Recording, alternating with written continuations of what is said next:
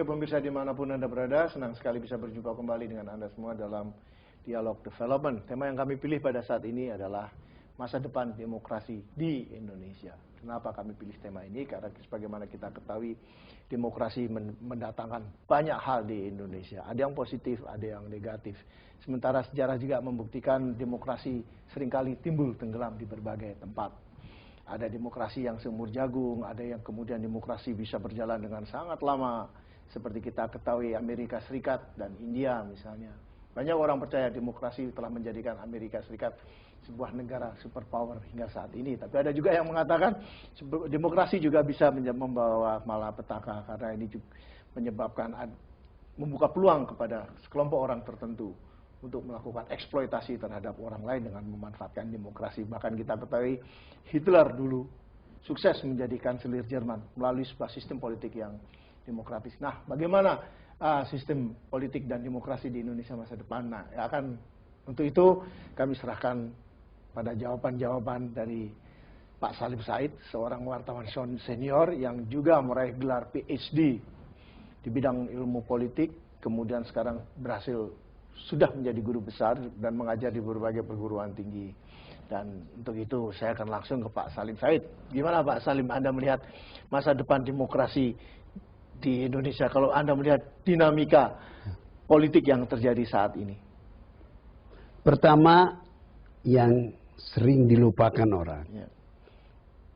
Demokrasi itu adalah ekspresi politik dari peradaban yang tinggi. Jadi tidak ada demokrasi di negeri yang peradabannya rendah. Nah, Anda harus ingat bahwa sejarah dunia kalau Anda lihat perkembangan peradaban, apakah peradaban Romawi, peradaban Islam, peradaban Cina, peradaban India, macam-macam, Yunani, semua peradaban itu ditopang oleh suatu tingkat kemakmuran tertentu. Dengan kata lain, saya ingin mengatakan bahwa demokrasi itu tidak bisa tumbuh dengan baik di suatu negeri yang kemakmurannya rendah. Itu general rule. Yeah. Tentu ada faktor-faktor lain yang bisa mungkin suplemen atau apa begitu. Artinya, tapi ini adalah general rule-nya begitu. Iya, karena apakah ini karena demokrasi sangat rentan, Pak, terhadap kepentingan-kepentingan pribadi dari orang-orang kaya tertentu, sama seperti yang terjadi di India gitu kan. Itu kan sangat contoh yang paling konkret dan sering dijadikan contoh di mana-mana.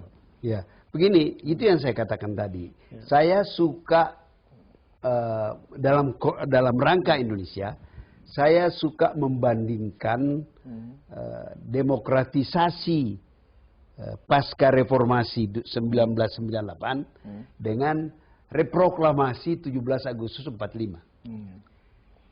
Ketika kita merdeka, hampir semua syarat untuk jadi bangsa merdeka itu tidak kita punyai. Waktu itu bangsa Indonesia yang besar negerinya ini jumlahnya kira-kira 70 sekian juta. Hanya ada 400 orang Indonesia, 400 sekian yang lulusan universitas. Hanya ada 3 orang Indonesia yang mempunyai gelar doktor, PhD. Ya. Dan seterusnya. Dokter tidak ada, ini tidak ada. Sehingga sebenarnya secara teoritis Indonesia tidak bisa merdeka. Tapi coba Anda bayangkan, kalau seandainya Soekarno-Hatta pada waktu itu, Soekarno-Hatta, Syahrir, dan para pemuda waktu itu mengatakan, kita belum memenuhi syarat merdeka, kita kembalikan aja pada Belanda untuk sampai kita siap untuk merdeka. Kita tidak akan merdeka. Jadi saya kira yang diputuskan waktu itu bukan merdeka, tetapi mengambil alih kesempatan untuk mendidik diri kita menjadi bangsa yang merdeka.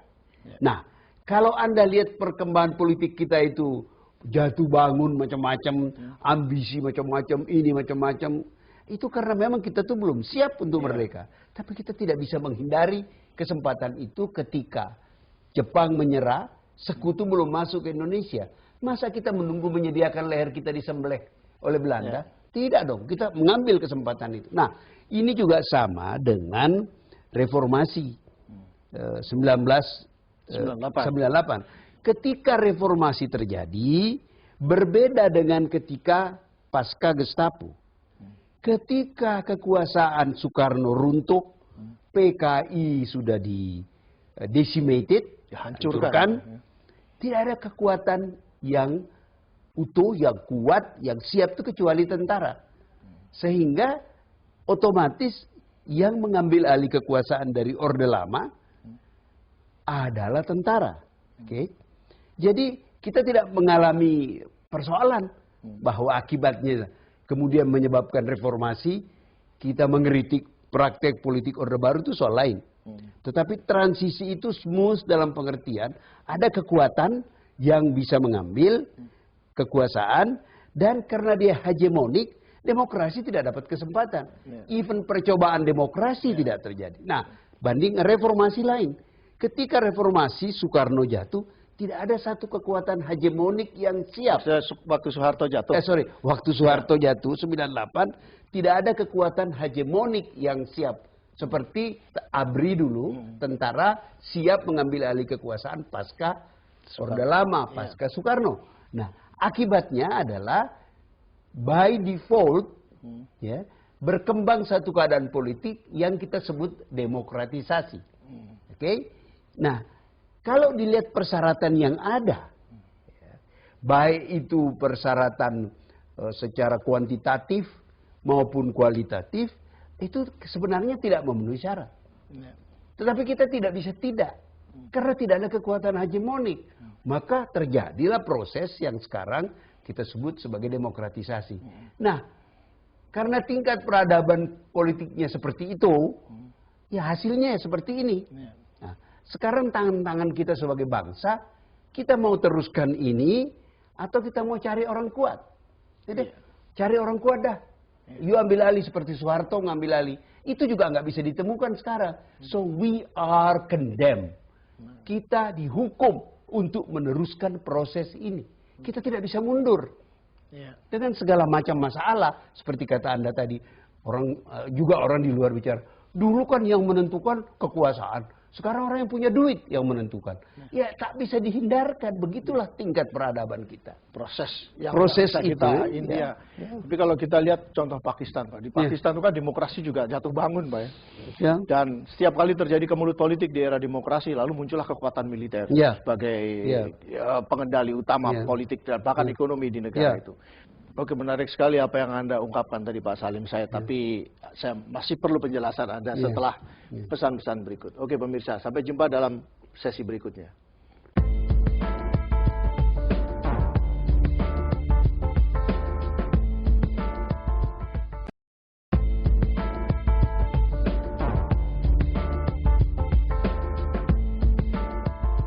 Pak Salim Said, ini sekarang ini kan banyak orang yang membandingkan Indonesia dengan Pakistan. Di Pakistan itu demokrasi jatuh bangun. Ketika terjadi kemelut politik di era demokrasi, maka yang muncul adalah kekuatan militer. Dan hal yang sama pernah terjadi di Indonesia dan mungkin masih akan terjadi di Indonesia. Ada yang membayangkan kalau sampai itu terjadi, Indonesia akan mengalami malah petaka politik berkepanjangan. Karena salah satu buktinya adalah Pakistan. Sampai hari ini ya begitu-begitu aja itu negara, tetap status sebagai negara miskin. Nah, ini bagaimana Anda melihatnya? Pertama, Indonesia dan Pakistan itu terlalu banyak perbedaannya untuk dibandingkan. Pakistan salah satu problem mendasar, saya baru membaca sebuah buku mengenai The Idea of Pakistan. Jadi ini seorang scholar, kalau nggak tahu, Stephen Cohen apa siapa namanya, itu mengatakan, dia ahli India Pakistan, dia mengatakan salah satu problem Pakistan itu, it's a country without nation. Jadi nggak ada bangsa Pakistan.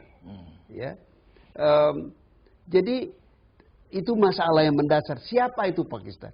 Ini adalah orang India yang pergi ke satu tempat, hijrah ke satu tempat, dan mendirikan negara yang oleh pendirinya direncanakan sebagai negara untuk orang Islam, bukan negara Islam. Nah, itu bedanya. Untuk orang Islam India, Nah, untuk orang Islam India, karena di wilayah India mereka merasa tertekan oleh mayoritas Hindu. Oke. Sambil lalu saya tiba-tiba teringat Israel. Israel itu didirikan bukan untuk menjadi Jewish state, tapi negeri buat orang Yahudi, bukan negara Yahudi. Sekarang kan sedang berjalan ke sana. Jadi ada proses teokratisasi oleh kaum ortodoks fundamental di Israel. Nah, ini juga terjadi di Pakistan. Oke. Nah, ini menimbulkan macam-macam soal. Jadi ada persoalan etnik, ya, bunuh-bunuhan, ada persoalan agama, ada dalam satu agama ada soal sekte, Syiah lawan Sunni. Too complicated. Sehingga yang bisa menahan persatuan negeri itu, mencegah negeri itu tidak ambruk adalah tentara. Tapi Pak, kalau kita bicara masalah etnik di Indonesia kan juga sangat rumit masalah etnik. Bahkan kalau kita lihat di daerah-daerah itu percaturan politik sangat ditentukan oleh latar belakang etnik para politisinya. Ya, betul. Tetapi kita tidak mengalami satu tingkat di mana persoalan etnik ini menjadi tema untuk yang menjadi antagonistis antara satu etnik dengan etnik yang lain. Kenapa? Karena Indonesia itu satu bangsa. Ini yang selalu saya katakan bahwa bahaya desintegrasi itu sebenarnya tidak terlalu besar. Dulu dibesar-besarkan untuk kepentingan politik. Oke? Begini, kalau kita lihat Balkan, disintegrasi di Balkan, itu semua negara yang lepas dari atau Uni Soviet, itu adalah negeri-negeri, negara-negara, republik-republik yang punya sejarah tersendiri. So, jadi ketika mereka meninggalkan Uni Soviet atau Yugoslavia, mereka kembali ke rumah lama. Di Indonesia ini yang masih punya rumah lama itu adalah Aceh. That's why soal Aceh itu serius. Timur-Timur itu ya memang kan bukan bagian dari Indonesia. Karena kesalahan politik perang dingin dia masuk Indonesia. The rest, nggak ada suku bangsa etnik di Indonesia yang punya masa lalu yang dekat.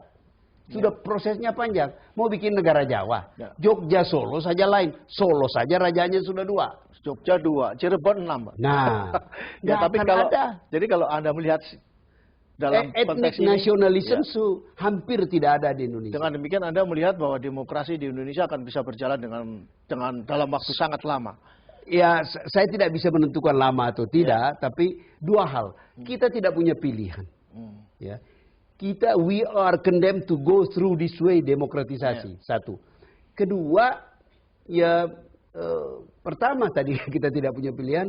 Kedua, ya this is the only way to keep this country together. Ya. Tapi Anda melihat nggak kemungkinan Pak di Indonesia seperti Nazi di Jerman? Jadi dalam arti Hitler dengan Nazinya itu kan bisa sukses meraih posisi tertinggi di sana melalui suatu sistem pemilihan yang demokratis. Nah, bagaimana kemungkinan di Indonesia? Tentu bukan Nazi di Indonesia, tapi mungkin kelompok lain. Begini. Itu harus dilihat konteks sejarahnya. Kenapa Nazi, Hitler bisa muncul? Itu harus dilihat dari konteks keadaan Weimar Republic. Ya, keadaan demokrasi Republik Weimar itu sebelum Hitler yang sedemikian rupa sehingga Jerman memerlukan seorang demagog seperti Hitler. Ya. Saya tidak melihat itu di Indonesia. Ya. Dan juga Anda harus lihat dalam konteks internasional. Coba ada yang mengatakan, apakah Hitler akan bangkit kalau dunia sudah ada televisi waktu itu? Dunia sudah ada satelit waktu itu. Sekarang satu pemerintah tidak bisa berbuat seenaknya dan mengatakan, this is my business. You people outside there, don't intervene in my business. Tidak ada lagi soal itu. Ada soal human right, ada soal ini, ada wartawan di sini ditangkap, seluruh dunia ribut. Ada soal human right di sini, seluruh dunia ribut. Apalagi sekarang ada WikiLeaks, Pak ya. Apalagi tidak ada rahasia dengan ini semua. Jadi ada satu kondisi yang tidak memungkinkan itu. Meskipun demikian, saya tetap ingin mengatakan bahwa, this will take a long time. Dan ini banyak ditentukan pembangunan ekonomi kita itu. Yang digear kepada pembangunan peradaban. Bukan pembangunan ekonomi for the sake of pembangunan ekonomi. Dengan mengatakan, kita punya GNP segini. Tapi kalau itu tidak merata. What for? What for? Iya. Itu loh. Sebab seperti kata Aristoteles, di suatu negeri yang terlalu banyak orang miskinnya, orang kayanya sedikit, negeri itu tidak akan stabil. Karena majority tidak merasa punya share, merasa tidak punya kepentingan kepada sistem, nah dia nggak dapat apa-apa. Ya, jadi dia mau menggulingkan sistem. Ya, menarik sekali apa yang Anda ungkapkan Pak Salim Said. Oke pemirsa, Anda jangan kemana-mana, karena setelah pesan-pesan berikut kami akan segera kembali.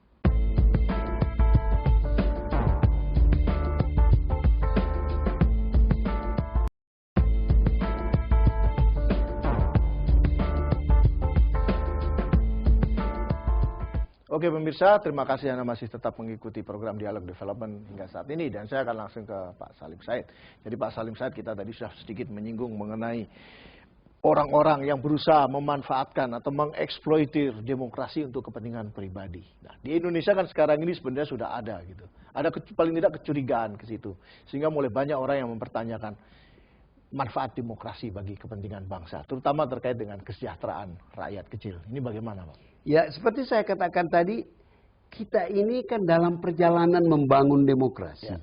Seperti dulu 45, dan sejak tahun 45, untuk sekian tahun lamanya dan sampai sekarang, kita ini sedang belajar menjadi bangsa merdeka. Because kita tidak bisa tergantung kepada Belanda untuk mendidik kita menjadi bangsa merdeka. Anda harus ingat apa kata Gubernur Jenderal De Jong. Kami sudah ada di negeri ini 300 tahun. Kami perlu 300 tahun lagi supaya negeri ini bisa siap merdeka. Kita nggak bisa percaya orang Belanda membuat kita merdeka. Kita merebut kesempatan untuk mendidik kita merdeka. Kalau Anda sendiri melihat dinamika politik di Indonesia saat ini bagaimana Pak? Karena ada yang mengatakan ini udah kebablasan, ada yang bilang ini belum kebablasan, ada yang mengatakan we are on the right track. Saya merasa we are on the right track dengan sejumlah catatan. Sebab begini loh, kalau saya bilang on the right track, keputusan kita untuk melaksanakan demokrasi itu adalah awal yang bagus. Dan proses berdemokrasi itu proses pembelajaran, proses menjadi bangsa beradab. Tidak gampang kita menjadi bangsa beradab. Itu melalui proses pembelajaran dan sebagainya. Nah dalam proses inilah muncul macam-macam hal. Orang seperti yang Anda bilang tadi, orang yang menggunakan kesempatan, orang yang ini. Ini sebuah proses. Ya. Sebab pada tingkat tertentu nanti, sopan santun, etika dari orang beradab itu built-in di dalam diri kita. Ya kan? Nah kita belum sampai pada tingkat itu. Dan dalam keadaan tingkat kemakmuran kita berbeda-beda. Kalau modal Anda lebih banyak dari modal saya, Anda lebih mungkin memanfaatkan demokratisasi ini daripada saya. Itu hukum alam. Jadi apakah Anda setuju kalau kemudian ada orang yang mengatakan bahwa Amerika bisa maju, bisa mencetak prestasi yang demikian spektakuler sampai menjadi negara superpower, itu salah satunya adalah karena dia menerapkan demokrasi secara konsisten? Saya kira ya. Paling tidak itu teorinya Amartya Sen yang terkenal itu, orang India itu. Betul. Nobel laureate saya kira adalah seperti itu. Jadi di situ ada kesempatan orang berkompetisi, dan jangan lupa berkompetisi dalam ilmu pengetahuan, dalam industri dan sebagainya, itu berada dalam lingkup sebuah kemakmuran yang tinggi. Jadi universitas-universitas Amerika itu mempunyai dana yang cukup untuk melakukan penelitian, ya, sehingga soal-soal macam-macam diteliti, dan itu adalah modal bagi berkembangnya negeri itu. Ya, dan universitas di Amerika juga saling bersaing secara luar biasa ya. Betul. Persaingan menjadi satu bagian dari kehidupan yang paling strategis di sana. Betul. Sementara di Indonesia kan masih banyak orang yang punya ide bahwa persaingan itu tidak sehat. Ya. Bisa menjabat, Anda masih ingat bisa membunuh dan lain sebagainya. P4 kan? Selaras, seimbang, terus apa lagi satu. Ya bagaimana kalau kita maju, kalau saya tidak boleh melangkahi Anda. Anda nggak boleh melangkahi teman yang lain. Sebab supaya kita ini selaras, seimbang. Gak bisa maju, hidup ini kompetisi. Cutthroat competition. You cannot avoid that di dalam dunia ini sekarang. Apa boleh buat? Apalagi di zaman globalisasi ini Pak. Jadi globalisasi ini kan persaingan antar negara makin ketat, antar perusahaan makin ketat, antar masyarakat juga makin ketat, antar individu juga makin ketat. Lalu di sini ada juga orang yang mengatakan kalau begitu, ini demokrasi bisa menjadi suatu sistem yang sangat berbahaya gitu, karena akan menyebabkan orang yang lemah bertarung secara head to head dengan yang kuat, yang jauh lebih kuat. Well, I don't see in that way. Ya.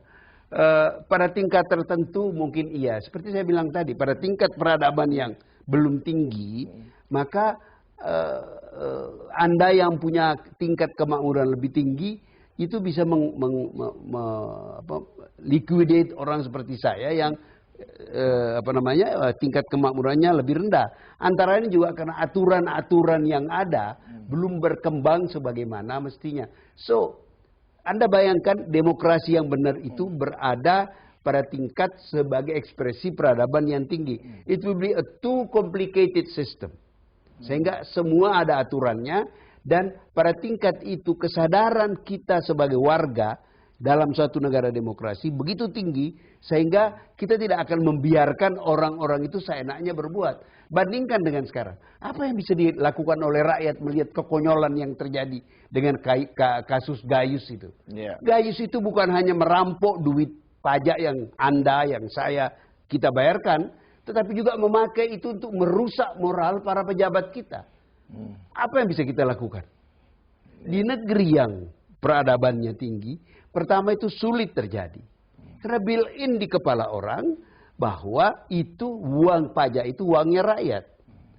Dan built-in di kepala masyarakat bahwa kalau itu terjadi, pelanggaran besar, skandal besar, harus ada yang bertanggung jawab. Nah, kita kan belum sampai pada tingkat itu. Ya, di Indonesia kan kalau sudah berbicara pada masalah tanggung jawab ini seolah-olah menjadi barang langka. Ya. Kan? Termasuk di era demokrasi, tapi tetap saja saya pribadi percaya bahwa kita masih berkembang ke arah sana dan secara terus-menerus. We have no other choice. What kind of system you are gonna have? Ya. Tapi kalau kita lihat Pak, terutama terkait dengan globalisasi, kan kita perlu melakukan percepatan dalam belajar demokrasi ini. Anda punya resep nggak Pak, supaya kita bisa merealisasikan ini? Enggak tuh. Saya ilmuwan sosial, politik.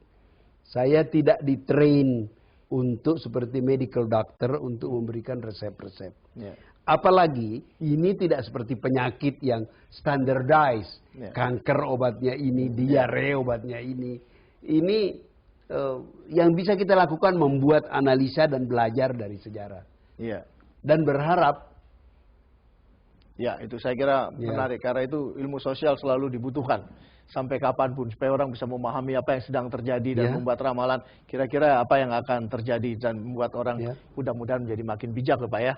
Dan saya percaya apa yang Anda ungkapkan sangat bermanfaat bagi para pemirsa kita.